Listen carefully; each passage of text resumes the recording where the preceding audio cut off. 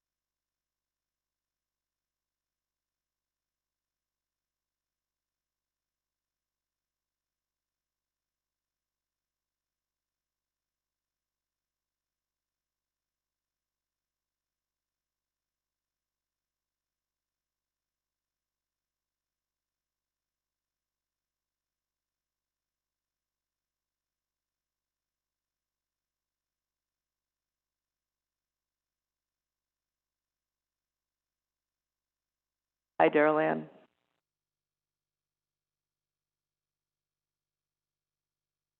Hi, Melissa. Hello, good afternoon.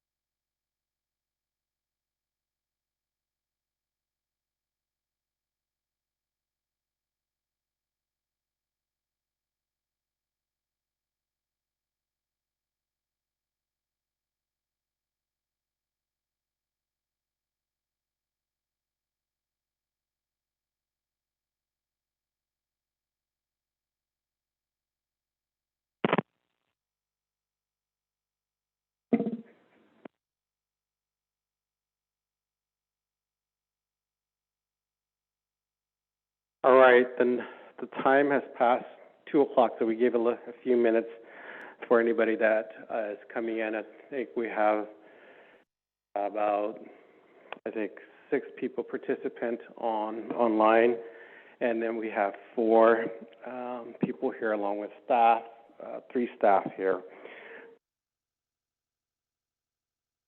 Sure, let's go ahead and do.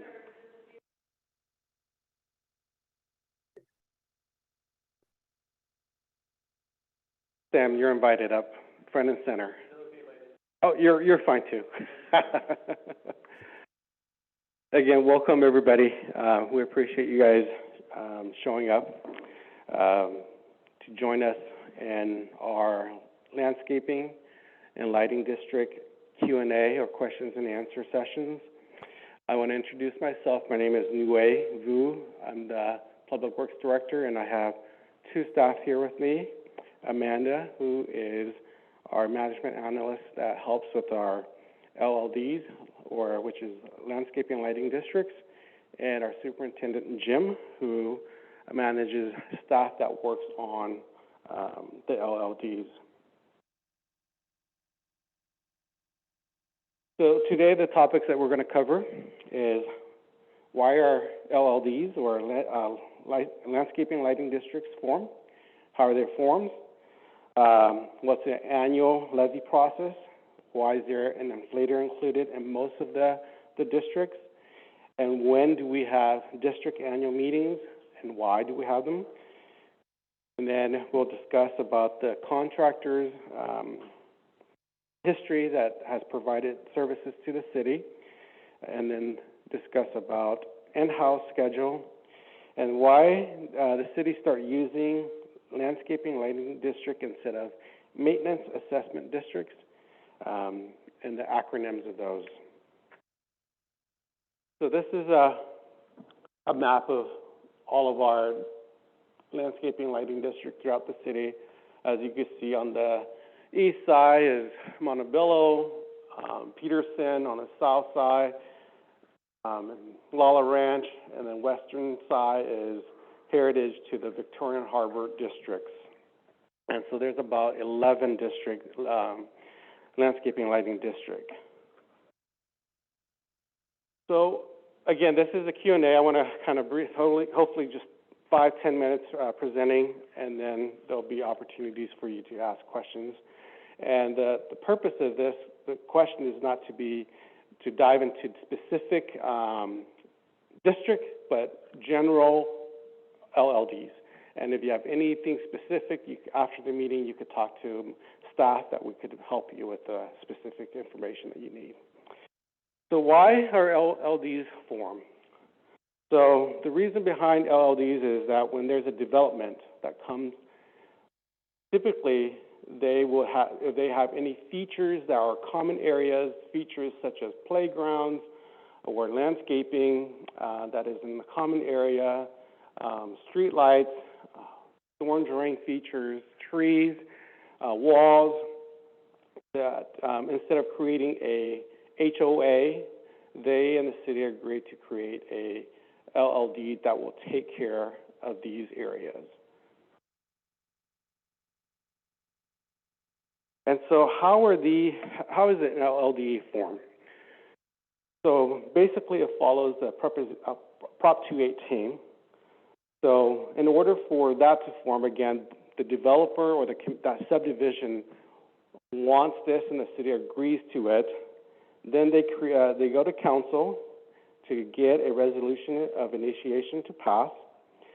Then a consultant is hired to prepare the special benefit analysis and engineering report to kind of figure out how much is it going to take to maintain these areas. The consultant will also prepare ballot material for the residents. Then this is taken back to council for a resolution of intent, which will file the engineer's report, set a time and a place for a public hearing. Then the ballots are mailed out to all the residents that will be included in the district. A notice of public hearing will also occur by the city clerk. They will publish that in the local newspaper. Then the public hearing takes place.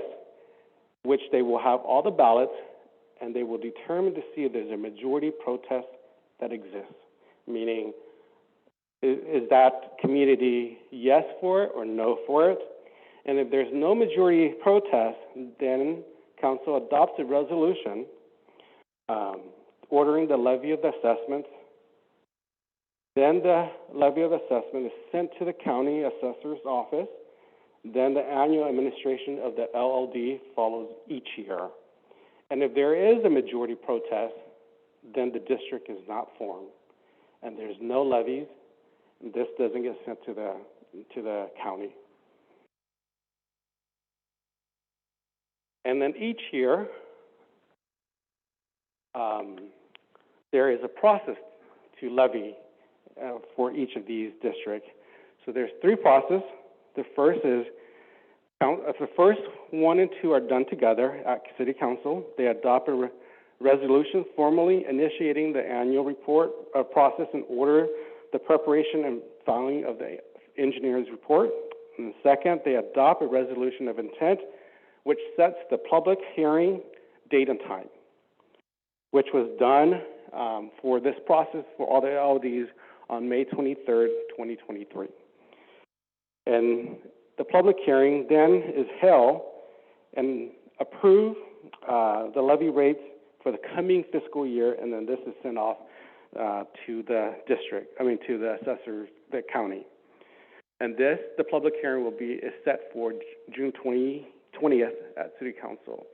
And as part of the May 23rd setting of the public hearing, Council has requested staff host a Q&A regarding to LLDs, and this is what we're doing tonight. And why is there an inflator included in most LLDs? When an LLD or a district is formed, typically it is formed to allow for inflators for increase in costs, such as materials, labor costs, or equipment costs, or administrative costs increase. So you can see on the table here on the right side, dating back to the 2013 to 2022, you can see all the inflators that have been applied. And this is based off of the CCI, or the Commercial Construction Index, which is an independent report that comes out annually.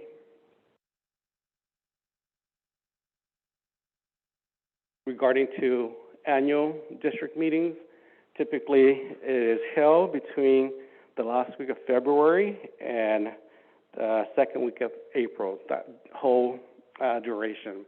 Again, there's about 11 districts, and so we do have annual meetings for each of those districts. We are not required by law under the creation of the LLDs to have annual meetings, but we choose to do that to help members of that district have any questions or to understand a little bit about their district. And then just to kind of give a little background, really quick background regarding to the landscaping and lighting district services that has been provided. So in the early 2000s to 2022, all the service has been done by a contract. And so over the years, it's been bid out, and a contract has bid on it. And then over the years, the cost of contractor services has gone up to try to provide the same services that they have been, and it's been very difficult. So the last contractor was Land Care. So the cost is so high that they could only provide a certain amount of services.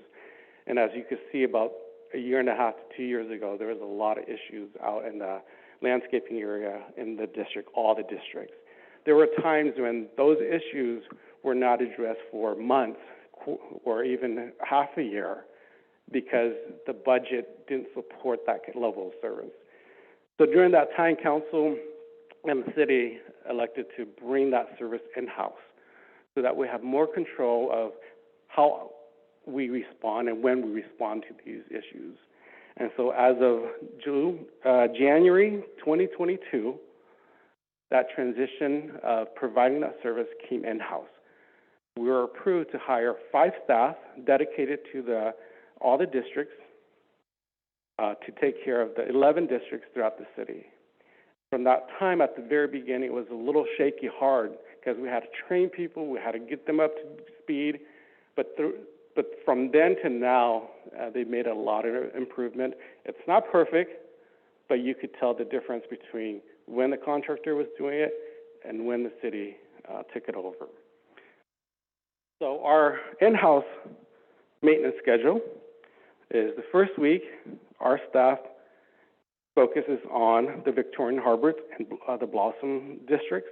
Second week is Heritage Park District in the tax zones. Third week is Peterson's Ranch in Montebello. Fourth week is Lala Ranch. And lastly, just to kind of help everybody understand the acronyms of MAD and LLDs. MAD stands for Maintenance Assessment Districts. LLD stands for Landscaping and Lighting District. And in the past, the city used to use the acronym MAD, but there was a period of time when there was a city manager that had transitioned and say, let's start using LLDs instead. Having said that, both acronyms or both terminologies refer to the same thing. And at this time, again, that was 15 minutes. That was too long. So the time is yours to ask staff questions again regarding to LLDs. If you have questions that are specific to a district or anything like that, then after the meeting, staff is willing to sit down with you and go over that with you, but more general questions. Yes.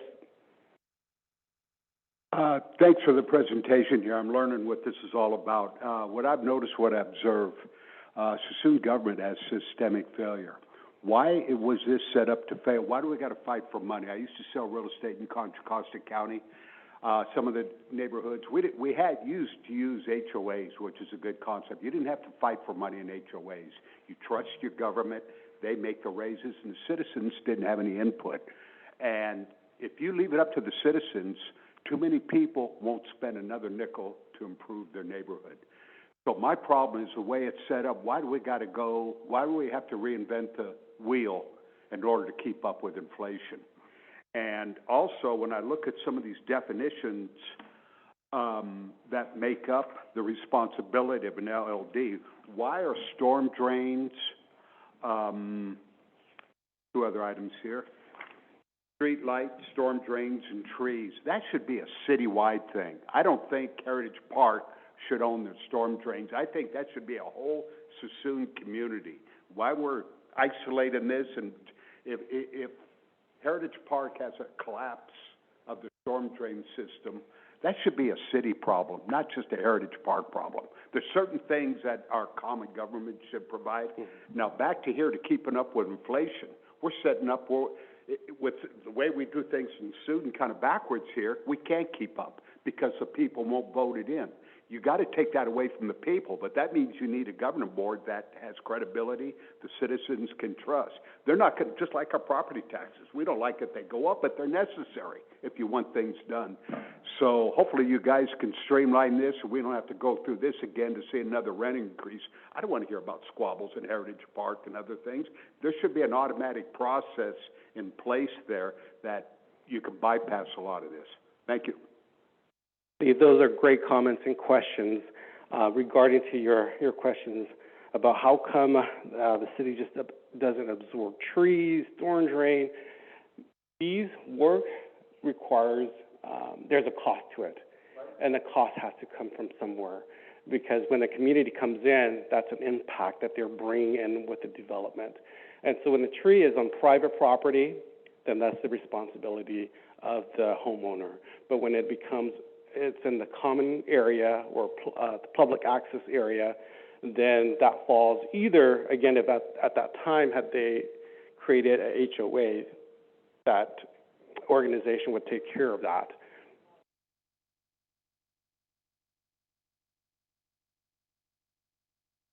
So, but because that didn't happen and a district was created, then the city or the contractor that during that time took care of it, and the city administered that. Now the city has taken on that responsibility. And again, Steve, regarding to process, anytime the city is going to levy for some kind of assessments, we have to follow procedures such as what I explained out, where we have to get the people involved and get them to vote on it. Yes. So that's the law that we have to follow by. Mayor, did you have a question?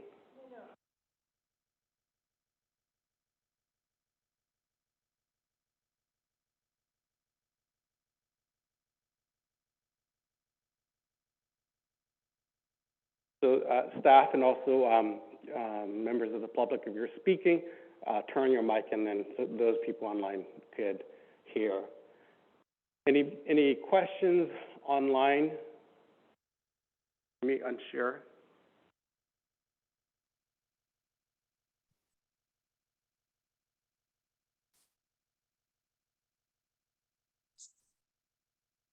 Donna, I think you could just talk, right? Oh, I was waiting to be approved first. Bad habit, I guess. My basic question is, in Fairfield, they're just now starting new LLDs for areas that did not have it. Is that a process that Sassoon has considered for the neighborhoods that are not currently in an LLD? Or is it something that we just want to continue with new development, new LLD? That's my question. Donna, that's a really good question. My counterpart in Fairfield, I've spoken with them on several occasions to see where they're at. That is an option that the city could explore to either annex or create new LLDs that would include those neighborhoods. So in Fairfield, my understanding is that there's several districts that are in the same situations that are in our city, that the revenue is lower than an expenditure to provide that level of service. So what Fairfield decided to do is that to create, or in the process of creating, a new district that will include the existing and areas that make sense into that district, and they follow the Prop 218, which is what I share with you. They have to reach out to the neighborhood, have council approve resolutions to initiate these, send out ballots, and I think it was Tuesday that they had the public hearing, and they're counting the ballots, and if they get a yay on it, then the district is created. If they get a nay on it, then the old existing district remain as it is, and the other areas are not, aren't included in the district, and they continue to be in the deficit.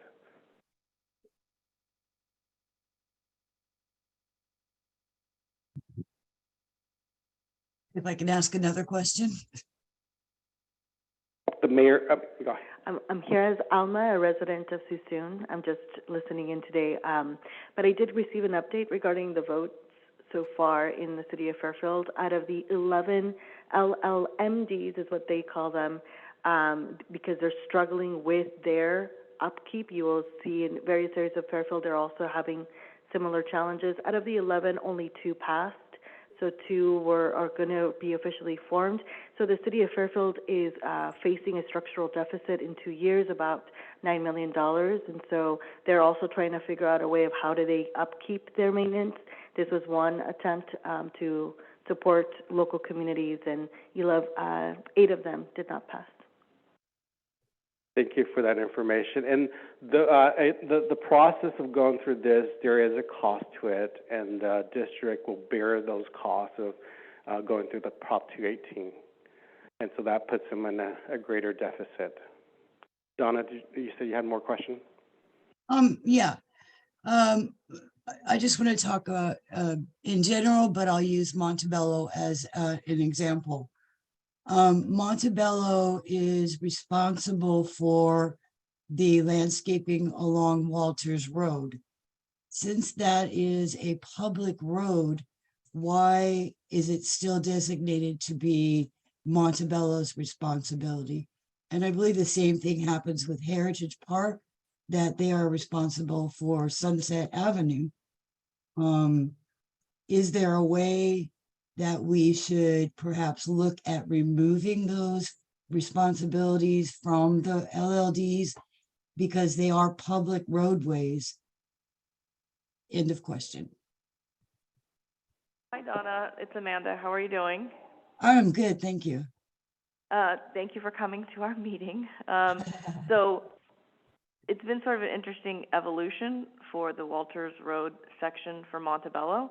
It was originally the east-west side and the median, and then it was reduced. It was reduced again, and currently, I think you're contributing. If my memory serves me, and I will double check, make a note, and follow up with you. But I believe that you're only contributing like 10% to the upkeep of Walters Road now, and primarily for the east side that Montebello is on.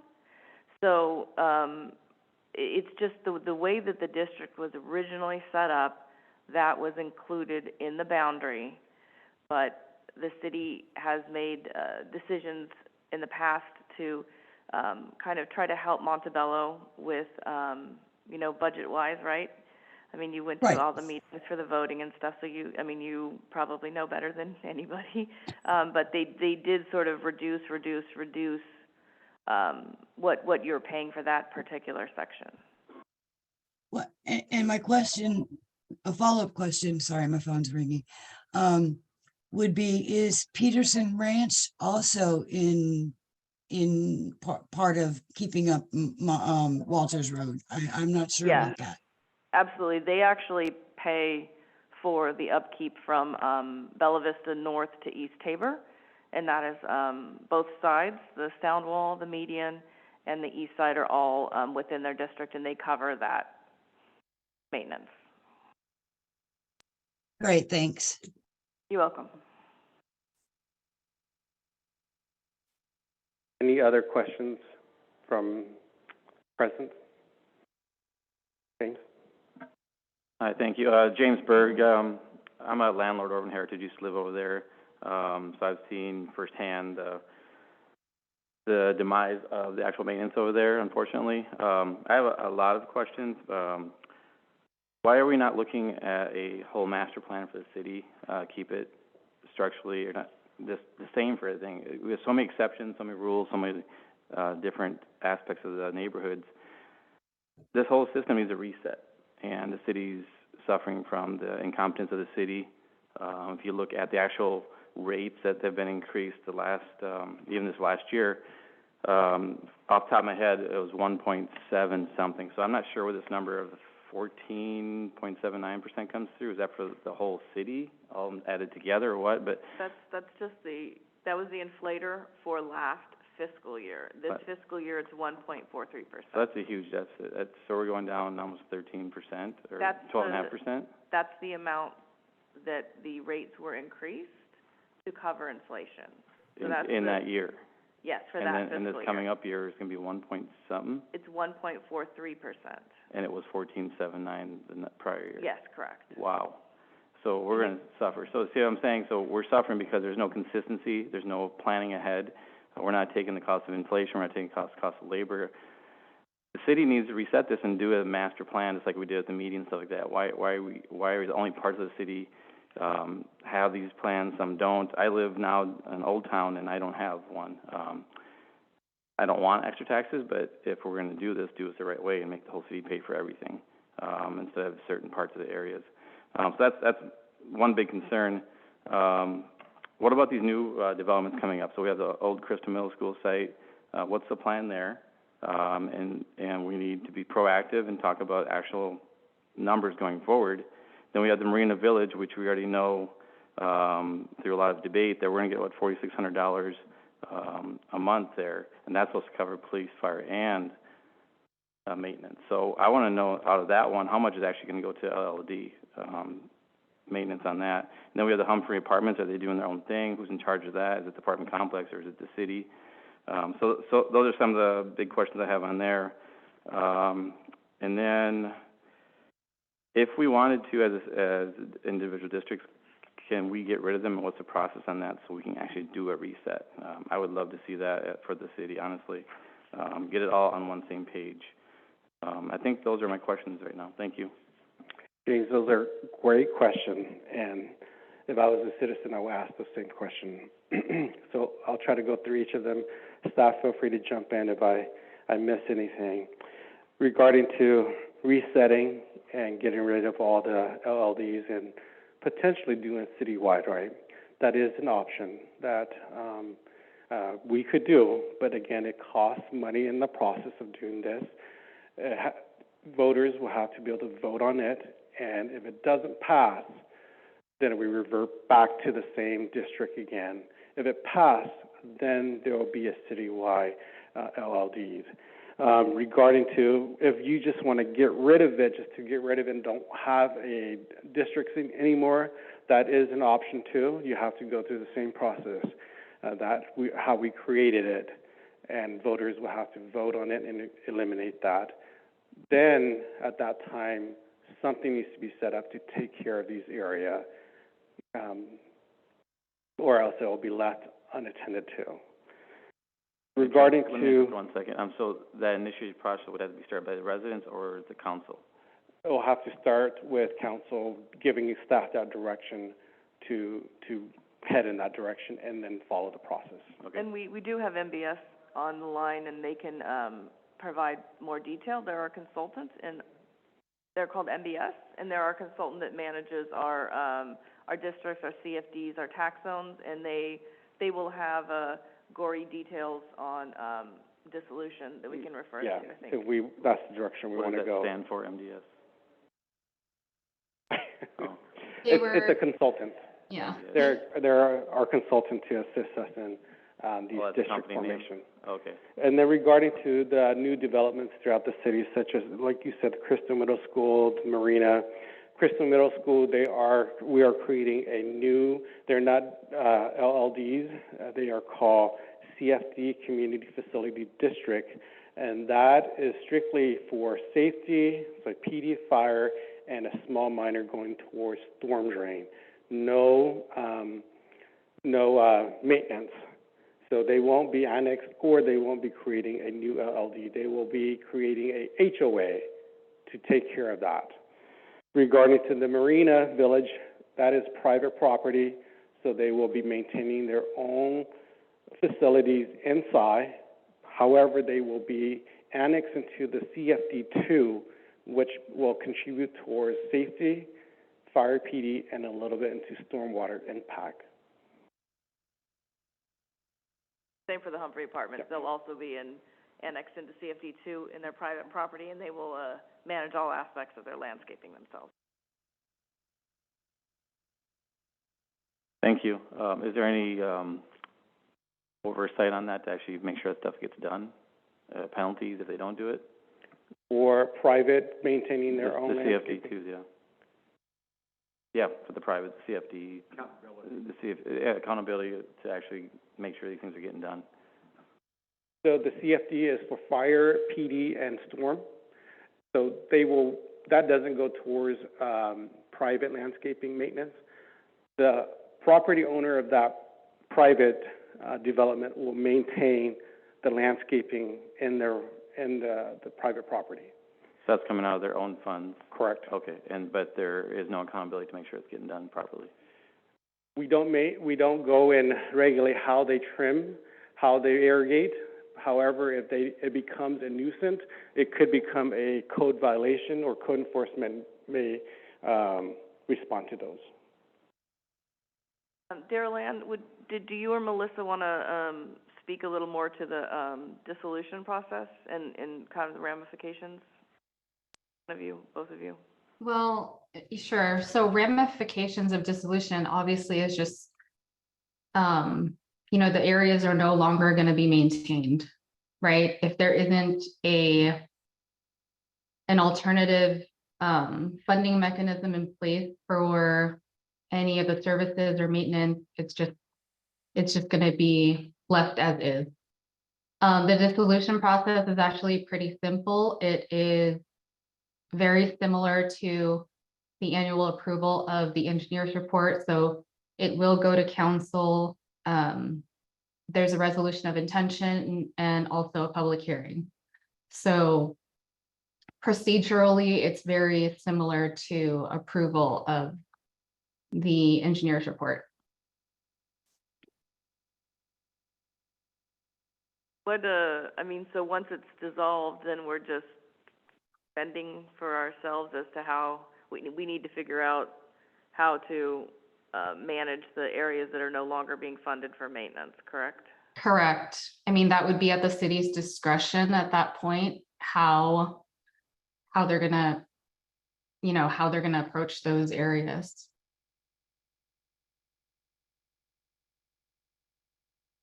Any other questions? Okay, one last question. So the problem with the way we have it now is, essentially the districts that are getting income for this, even though it's not enough to cover what we need, they're getting priority versus where I live, we don't get anything, right? So you're picking and choosing because I live in Old Town by the boat ramp. What I'm saying is that it's almost discriminatory because someone's paying, the other districts don't get. I mean, it makes sense. They're paying in, they're going to get the attention, right? So that's where I'm saying you're creating different parts of the neighborhoods of the city that are being neglected and becoming essentially downridden and unappeasing to, especially downtown investors and development. If that makes sense. So that's why I think a master plan would be a great idea, but that's just me, and I'm not on council, so I can't do anything about it. Good comment, James. Anybody online? Yeah.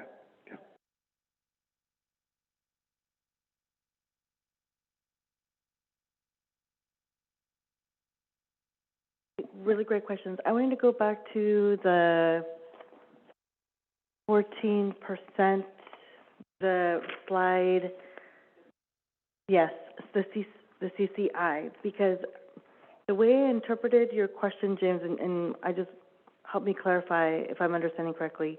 For example, the 2022-23 is 14.79. It's come down to 1.43. It's not that it's come down, as in we're collecting less, is my understanding. It is compounded on top of. So the CCI is not, it's regulated by the construction cost index. So that is across the state. We adopt it. We don't regulate that. But it isn't that we're going down. It's that it's increasing the rate by 1.43%. So each year it's been increasing one of these percentages on top of the other. But the way that I heard it, and I could have misunderstood, is that there was a perception that it's 14.79, we're coming down to 1.43. That's not correct. It is, the last time it increased by 14.79. This year, yeah, exactly. This year it's going to increase at a smaller percentage. It's still increasing, but the effect that we're being increased by is less because the construction cost index this year was less than what we saw fiscally last year. So we all felt it across the state. That is why some of the development projects that you'll see that stalled last year, it's because that CCI index was so high that construction costs went really up top of the roof and no longer penciled out for people. So it's into our benefit for us locally as residents that it increases, but at a smaller percentage. I just wasn't sure if that was coming through. That makes sense, but the logic behind it is just look at the numbers. It's so abstract all over the place. They're guessing is what it comes down to. But thanks for cumulative is a better option. I like that, but it's still, look at the numbers. They're up, down, up, down. That's my opinion. Thank you. And again, this is coming not from the city, not from a consultant. It is a index that the industry used. And when the district was formed, it was agreed on that index to be used. And so that's pretty organized rather than just arbitrarily picking a percentage out of the blue. So we're following an index that is accepted and used in the industry. I did have a question. So when we have someone pays into their LLD, the only use of that funding for that is only for that LLD, correct? So with HOAs, how many of our areas in Suisun, because there might be a difference when we're seeing, oh, that area is really upkept, but it might be an HOA, not an LLD? So, yes, so when the levy amounts that each district pay go into unique standalone funds, right? So anything left at the end of the year stays within your fund. It doesn't go to the general fund, it doesn't go to storm or, sewer. It stays in your Victorian Harbor D fund. It stays uniquely in that fund. I'm sorry, I'll second this. So for example, areas that have HOA. Oh, right, okay. So we actually don't have any areas currently that have formal HOAs in place. As I understand it, Meridian will? I thought the Lawler, not the Lawler? Lawler, the suburb one, by, Summerwood? That's a tax zone. Oh, do they? The apartments there? Okay. Sorry, the apartment complex, Summerwood, which is on New Railroad at the corner of Sunset there, they do have one, but none of our actual LLDs have a formal HOA. Lawler was set up so that could have gone into place, but for whatever reason, that did not ever manifest. So they are not paying an additional HOA. Like Rancho Solano pays a lot of money, but they pay an additional HOA on top of their annual assessment amounts, and we don't have any districts that pay an additional. Yes, but we're all in the ultimate HOA, that's called property taxes. In other words, I live in this area that's not covered by landscape maintenance district. I live near the Croc Center, a couple blocks away. Our property taxes cover that, correct? I mean, we're supposed to be getting the same service.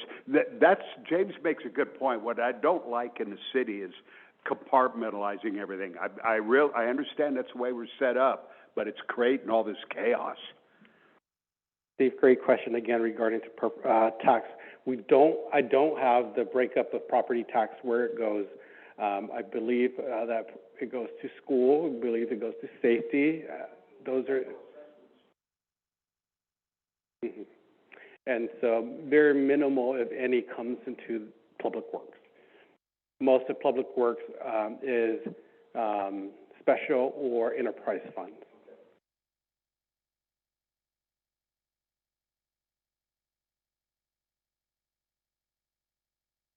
Does anybody online, Rose, do you perhaps have a question? You don't need to have one. You can we're still happy you're here, but. And if you do have a question you don't want to bring in front of everybody that's more specific and detailed, feel free to either email us, call us, talk to us after the meeting. We're open to all that. Hello, Rose, go thank ahead. you. Thank you. I appreciate everybody's questions. They gave me food for thought that I hadn't considered, and Mr. Vu and everybody at the table, they already know my dilemma, quandary about Montebello Vista. So that's all I have. But thank you for the invitation. I appreciate it. Thank you, Rose. Thank you for showing up, Rose. We appreciate it. Any other questions, either online or here? If not, this will conclude our Q&A. Again, we really appreciate your desire and your willing to come out and ask the questions. The more we can educate you, the better our community will be. So thank you. And thank you for having it online so that we can participate online.